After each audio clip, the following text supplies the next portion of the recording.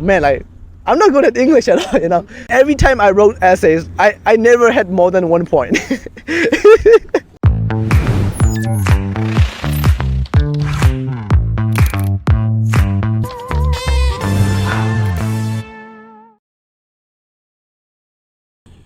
Hello guys, today we're filming the third glitch talk and I'm glitch 11 And I'm glitch 22.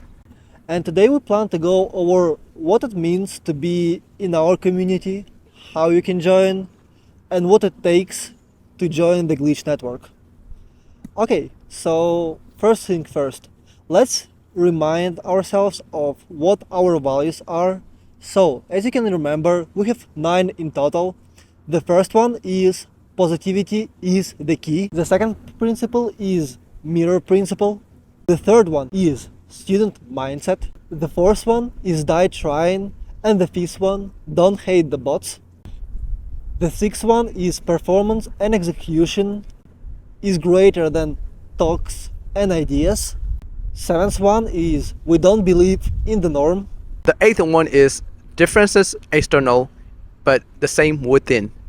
And the 9th one is we create, collaborate, and innovate.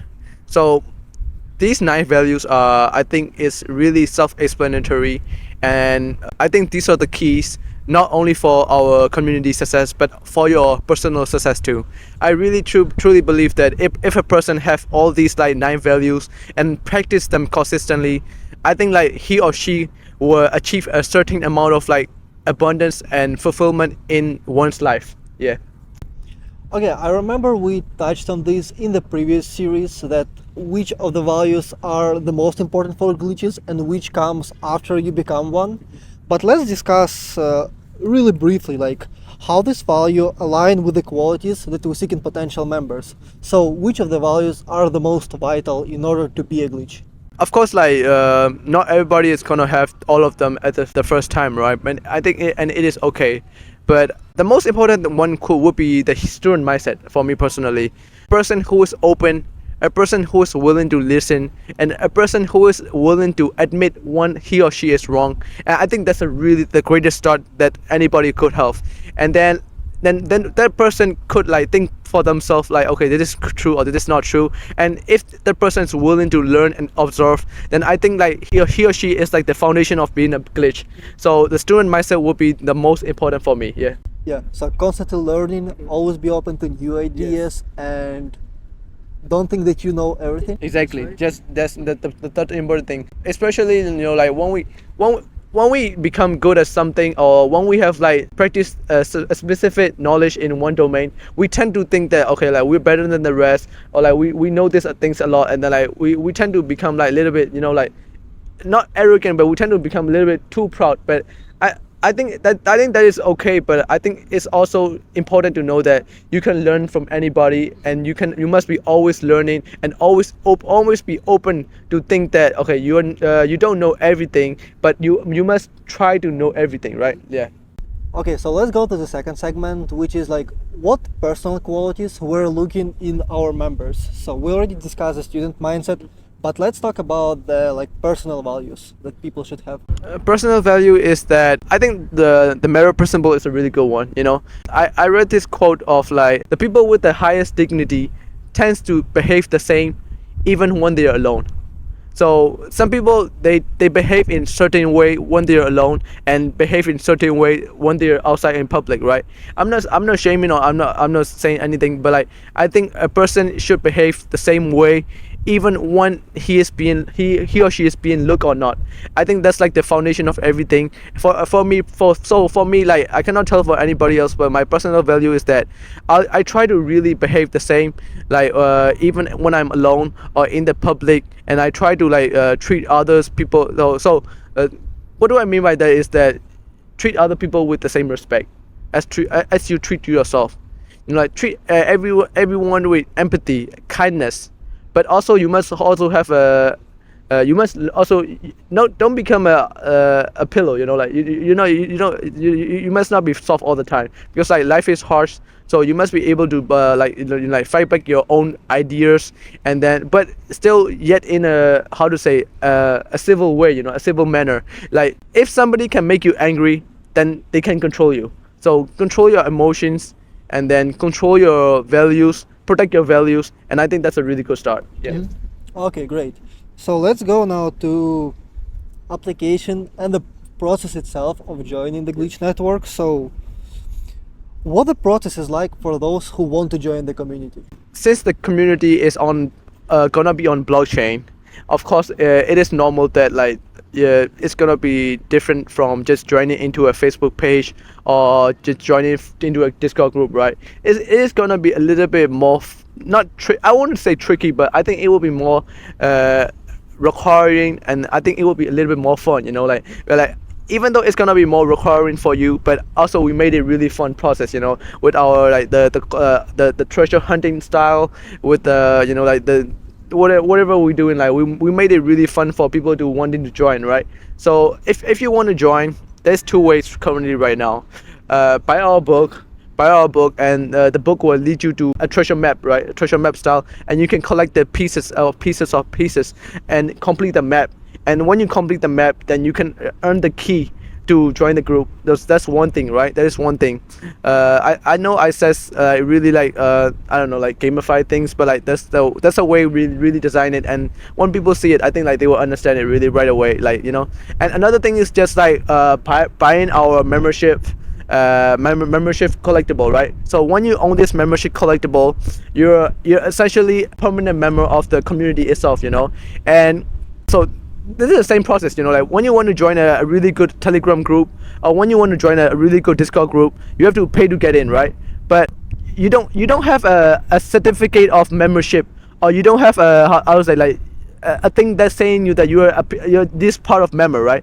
But like here, you will have a token, or you will have a card just essentially saying that, okay, you are a part of this community, you're a member.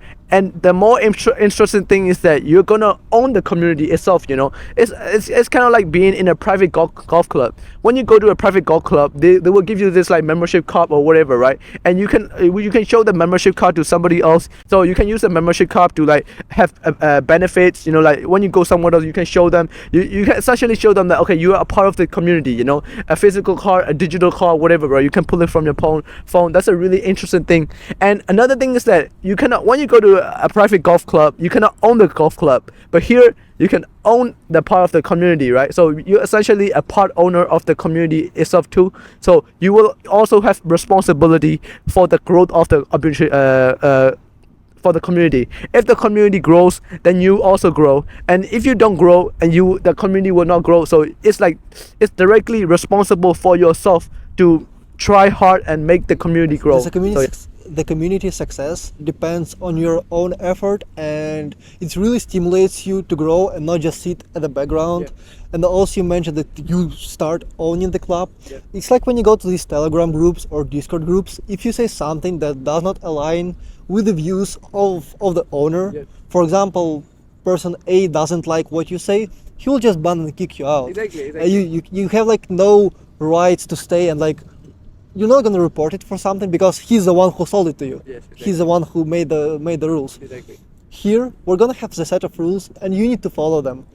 If it's not against the rules, but it disaligns with our views or the views of other members, you're still gonna be there because it still belongs to you. Exactly. And the important thing is that the rules are gonna be on the wall. The rules are gonna be on like the open public all the time. So once before even you join it, you can look at the rules, and you don't like it, just don't join it. But like if you join the rules, then you must follow it. And like you said, you know, you're gonna own the community. So we're literally incentivizing you to like not cross each other, to grow with each other, to share. Sometimes in a group you don't want to share, you don't want to collaborate, because like there's like you don't want to like how to say, like the profits are only scarce. So because like, you know what I'm saying, you don't want to share with others. But here, like as long as the community grows and you also grow, so like you're like also willing to make the other members also like, okay, you're here, like I learned this trick, like use this too, you know, like this it will boost your something, right? It will boost your stamina, it will boost your sales or whatever, it will make your team better, leadership better. Use this trick, I learned this trick, you know, like you are willing to share because like it knows that like you know that it will make you like just it will make your value go up too, you know, like whatever. And these memberships are all collectibles, so it lives on the blockchain forever, and it's basically like a baseball trading card, you know. You get a LeBron trading card around like 2000s for like $10, and like you kept it well in a good condition, and you know like the trading card might be like 10,000 or like 100,000 right now. So basically it's the same principle. You're trying to grow it and you're trying to like take care of it, nurture it like a tree, like a plant, you know, like the same principle. Yeah. So it also comes that like you're not only improving yourself, you're not only gaining all the resources from the group itself, but you also might make money in the future by selling your token. Exactly. And I think it's a great thing since first of all, you just don't want to sit back and wait for the value to increase. Exactly. Because if you invest something, it will go up in value. You'll earn more. That's like your main motivation, I would say. And it's directly linked with your effort, you know. The more you put your effort in, the more it will go up. So like there's like no way for you to not think that, okay, I don't want to try hard, you know. That's the thing, like literally. So you improve your personal skills, you gain networking, and you're making money. I mean, like, it's literally a dream. Like, so I was a member of a different blockchain group, also DAO, and I was always worried, like, oh, I might get scammed. Where the money will go? Like, is it actually bringing me any value? But then I realized, like, you can track literally everything on the blockchain. All the information is there. Every small change that is made by someone in the group, it will be reviewed on the chain. You will see it. So that's like, I think the way we do it is also really good. So basically what you're saying is do your own research, don't take our words for it, and just look at yourself and you will see yourself. Just open your eyes and just look it for yourself. We're not gonna say anything else. That's it. So I was also always skeptical about joining these Discord groups, Telegram groups, where you need to pay and you don't know like what the value itself is. But like the thing with DAOs is that like the one even we do, you can literally see everything on the chain. So how much people are investing, where the money goes, who gets the money, and how much money people get. And also you can see like all the rules, who change the rules, how they change it, when they change it. Even the minor things, like someone will edit a letter, you will see it on the chain. That's what I think is a beauty of like of DAOs itself, and like that's why people should change their perspective and join them instead of. It's a better way of Discord groups. It's a better way of Telegram chats, you know. I would say even like the safer way, Yeah, exactly, the more exactly, secure way exactly. to securing your funds and your rights. Because in the like, group. you don't need to use the word trust anymore. Because like you're trusting on nobody, you know. You're not trusting on people no more. Because like you cannot trust people, in a sense, you know. That's the thing. But like you can trust on the code, which is like embedded on the blockchain. So it's really interesting. Yeah.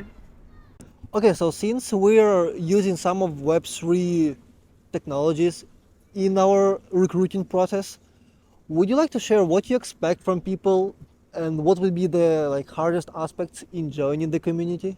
The hardest aspect is would actually be just like doing it, you know, like just doing it. Because like we made it everything easy. Just like you actually have to do it. That's your hardest thing. Yeah, I can say it. I can Yeah, say it. okay. So at first, some people might think that Web3 technologies are really hard and it is hard to buy the tokens and figure out how to join the community.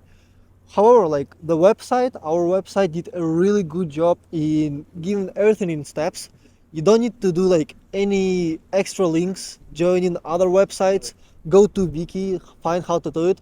Everything will be provided on the website itself. So our customer needs to do is just follow some simple steps. So that's even like easier in terms of recruiting process for the participants. And we got a tutorial for you too, you know, like so that if you're having trouble or if you're getting a little bit lost, you can go on you can click the watch tutorial, and then like it will be a video of us like just doing the process in front of you, right? So it's just like you can follow it along too. So yeah, that's another thing. So either you're a Web 2 user, Web 3 user, maybe some of you are Web 1 users still, which is highly Likely, but who knows? Unlikely, who knows, yeah. But who knows? But yeah, exactly. So- but yeah, you can do whatever you It want. will be as simple as long as you know how to press a button. Like it's gonna be that easy for you. Exactly. And you basically like summarize it up really good. And then we essentially like want to give this like Web3 experience to everybody, you know, like without even them knowing it, without even they knowing like, okay, this is Web3, but we don't want them to know, you know. It's just like you can know it little bit later, but it's just like we want to give you a taste by just gamifying things and just like letting you follow one by one by one. Yeah. Okay, let's talk about nurturing and supporting our community growth and the members of our DAO. So the first question would be how you plan to support and nurture community growth.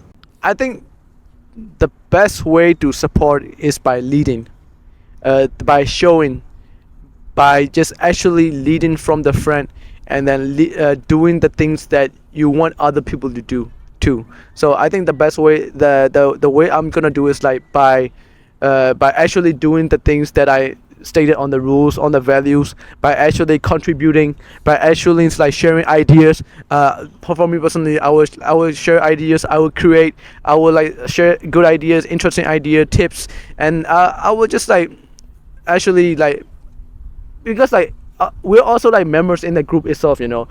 I don't think I'm the owner of the group, even though we started that we're kind of the creator of the group, but like we don't have any special powers that, you know. Exactly. But not the owners. Exactly. We don't have any special power that can close the group or like anything itself, because like once somebody else join in, they got the same power as us, you know. So that's an interesting thing. So I think like it's gonna keep us everyone in check.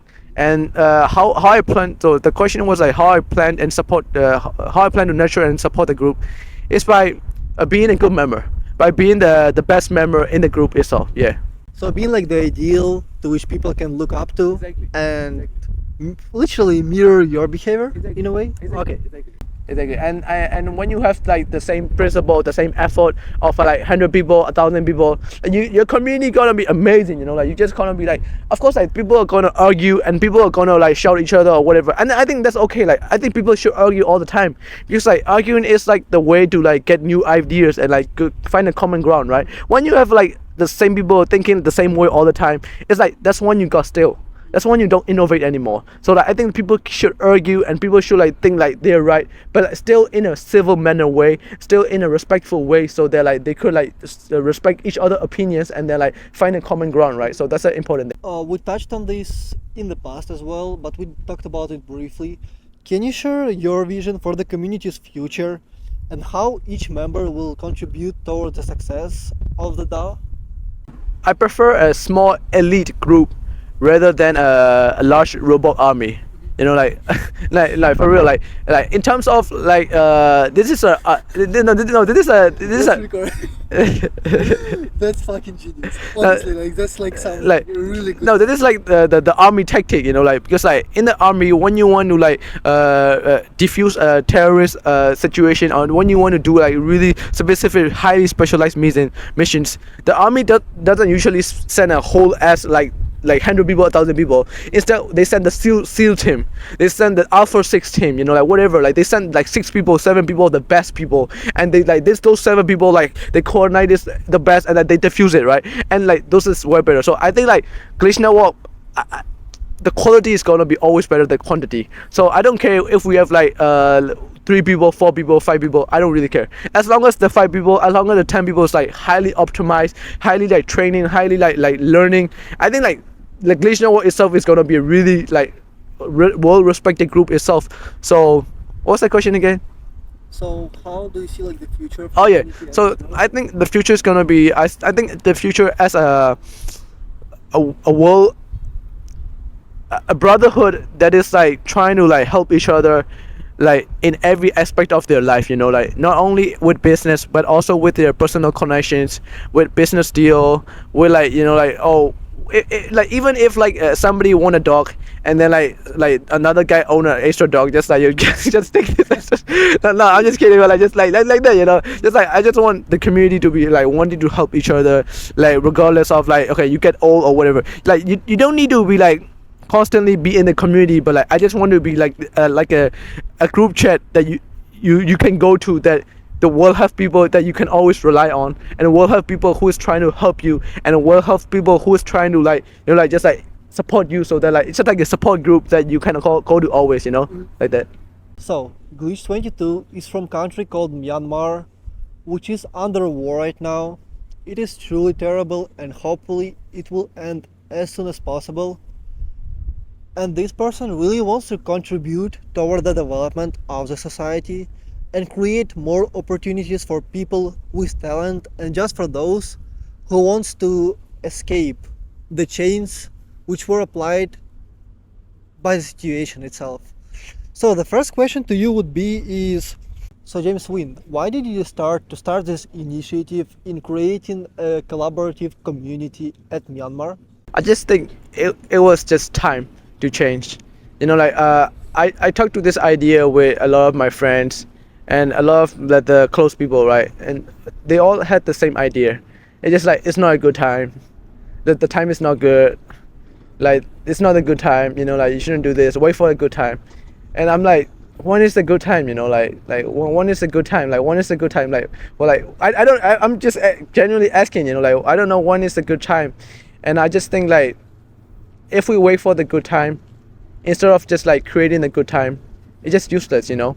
So I want to create the good time starting by myself, and I know I cannot do this alone, but I at least want to start this movement with my own efforts to bring a new light and situations, a new mindset into the country, you know, because I think the country has a lot of potential, a lot of bright talents, and I'm just really sad to, the main reason is that I'm just sad to see depressive atmosphere in my country, you know, like whenever I talk to my friends back home or my whatever back home, they're really sad, you know, they're really sad. And the main reason I decided to start this is because of a lot of the bright young people, the best talent leaving the country, even though they love the country, even though they want to live there. It's just that they know that, you know, like if they continue to live there, they will have no opportunities, right? They're like, so they're deciding to leave. And I'm sad to see, because like a country's future is reliant on the younger generation, you know, like because like people need to realize that the younger people are literally the building blocks for any country. When you have a younger generation that doesn't want to work, or that doesn't want to stay in the country, then it's like you have a not good future for the country itself, you know. Yeah, it creates like a cycle that Exactly. it is bad. Mhm. Everyone leaves. Exactly. Those people who can change the country leaves, and it creates even worse time. Exactly. The people who stay there want to live as well. Because Exactly. they don't see the potential. Exactly. Yeah, so Exactly. I think once you start creating this, and we'll show people that okay, it will be hard, it will take time, lots of effort, but there is some future. Mhm. Once you show it to people, they will start thinking, okay, maybe I should stay, Mhm. maybe I should change something, Yes. and make a bright future for my kids Yes. in the country that I was born in, not some other place. Yes. Basically, the domino effect. You know, you just need like the first few players or the first few people to like how to say succeed. I would say, you know, and after that, a lot of people will start going in. Basically, like the 4 minute mile. You know, like so there was this like really interesting story like back in the 1980s. Like everybody, a lot of the physicians, a lot of the experts, everybody believed that a human, couldn't run a mile within 4 minutes.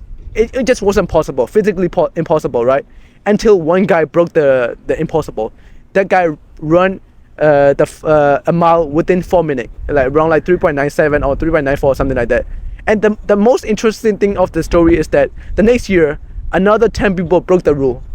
So like, I'm just thinking like, what happened? The physical didn't change. Like it was all within like 2 years, you know. So and nothing really changed. But like how suddenly like 11 people started breaking like the rule of like it is impossible to run the 4 minute mile, right? So like why? So just like somebody literally broke the mental barrier, you know. Like it is possible. It is possible to do this, you know. So other people like, you know, like, okay, it is possible because he did it, so it must be possible, you know. Like even though I'm running over 5 minutes right now, but it is possible to run under 4 minutes. I must continue trying. And then it was like it's like a beacon of light. So I think like the same principle applies here.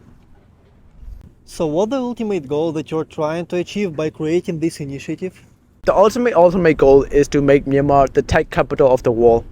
That seems a little bit too far stretched for now, but I really think it's possible with the talent and the minds we have. But of course, like it's gonna be a really long journey. But I really think it's possible. But my first goal is to change the mindset and the culture of the youth of the. I want there to be more innovations. I want people to start inventing stuff. I want people to start I want people to think that it's okay to fail. It's okay to be wrong. It's okay to try stuff.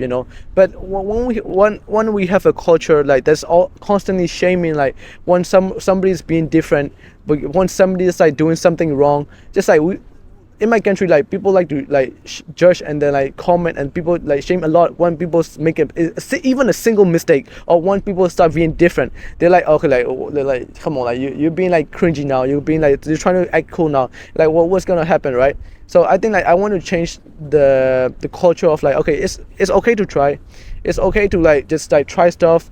Think in a different way, and who knows, like you might succeed but you might not succeed, but like it can lead you to somewhere instead of just like doing nothing, right? So my first goal is to change the mindset and the culture, but my ultimate goal is to unite the talent of the Myanmar and make Myanmar a place for innovations, basically like the Asian version of Silicon Valley. Yeah.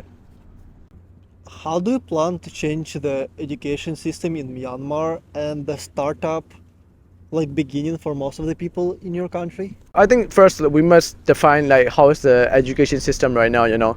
Since I'm in America right now, and then I went to the top public school called TTC in my country, and then it's really interesting because like I would say my English is not bad, right? I would say English is not bad right now, but the interesting thing is that whenever I had like exams, or whenever I had monthly exams in my country, my English grades were shit. Like my English grades were like, I don't know, like 60, 70 out of 100, right? My like people were saying like you're not good at English, bro. Like your grammar, your essay. So in essays, like the full mark was like 5 marks or 5 points or whatever, right? And every time I wrote essays, I never had more than 1 point. No, like I poured my sweat and my heart into the essays, like writing 4 pages, right? But my handwriting was shit. My handwriting was shit. So like it was like I had never had more than 1 point or 2 point, and it was so funny, I thought I was like, man, like I'm not good at English at all, But like when I got here, it's just like, oh, it's like I am kind of good at English, It just the system wasn't like really like allowing me to like express in different other ways, The same thing, like another different example would be like I always thought I was bad at history and geography. I always thought I hated those subjects when I was in high school, because of like when you want to have the highest mark in the exam, you need to have this system called memorization. Yeah, you need to like memorize the whole book, and you need to write down the answers like just like without even like changing anything, any word. You need to be able to like write down everything. So like, and I wasn't good at that. So like my history grades, my geography grades were shit.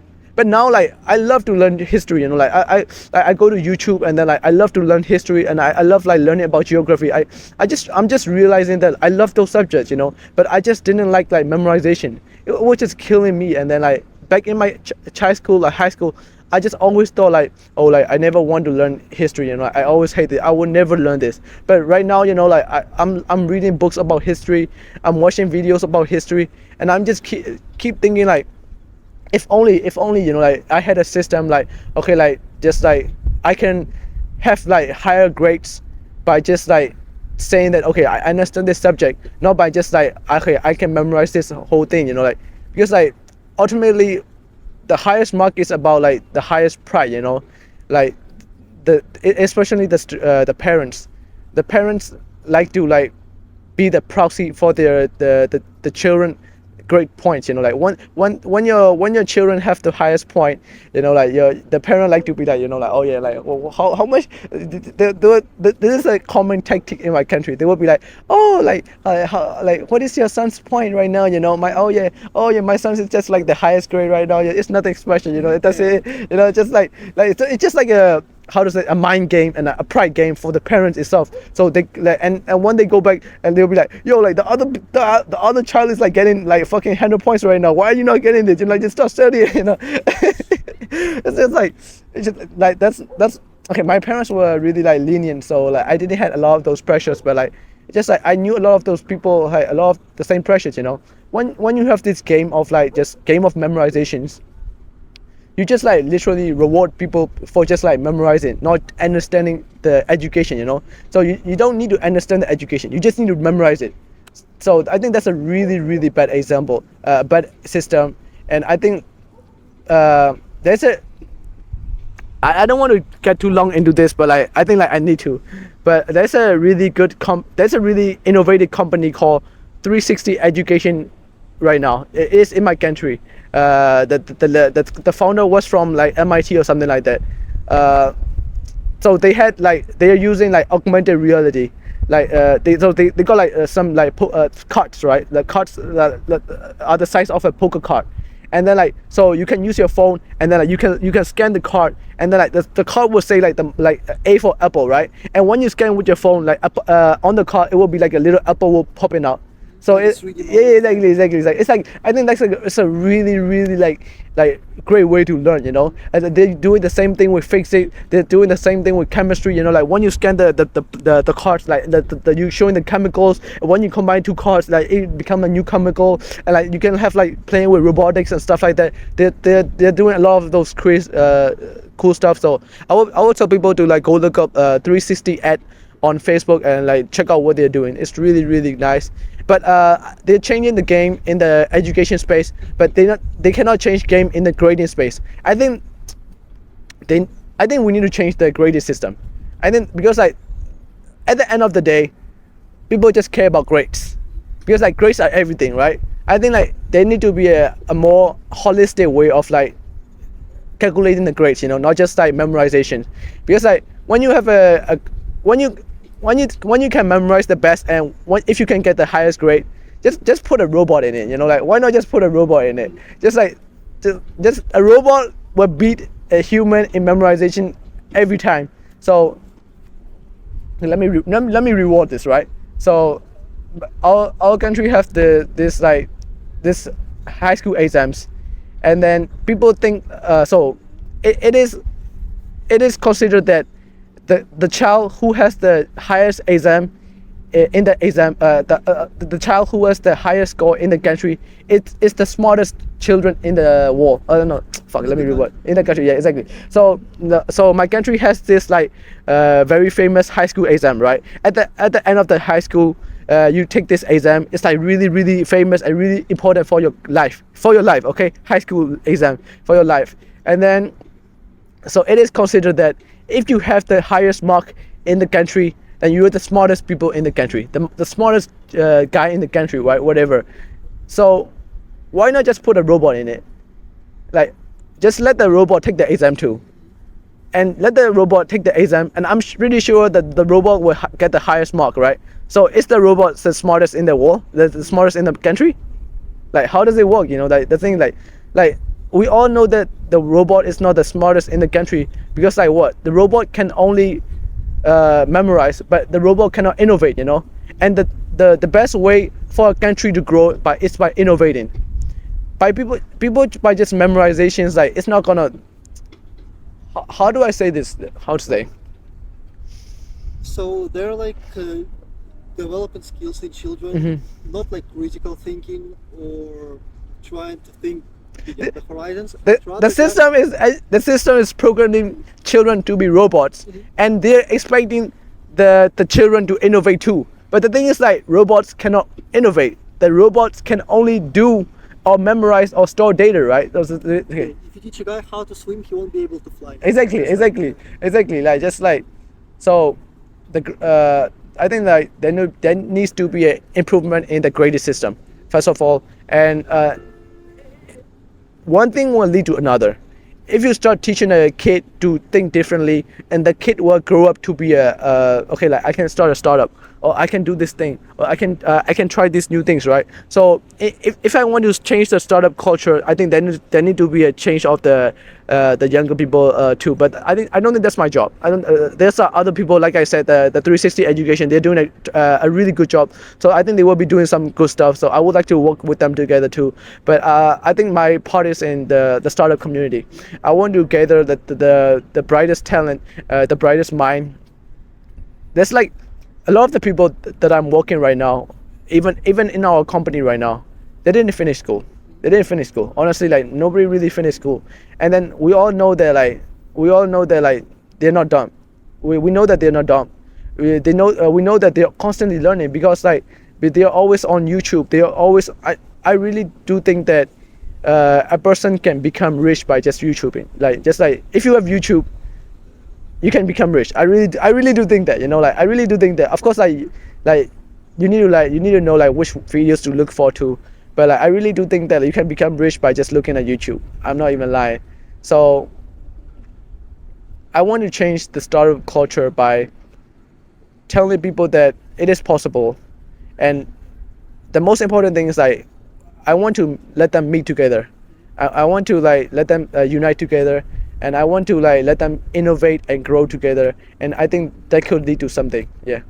So thank you guys for viewing our third glitch talk. We really enjoyed talking to you and sharing what it takes to become a glitch. I'm Glitch 11. I'm Glitch 22.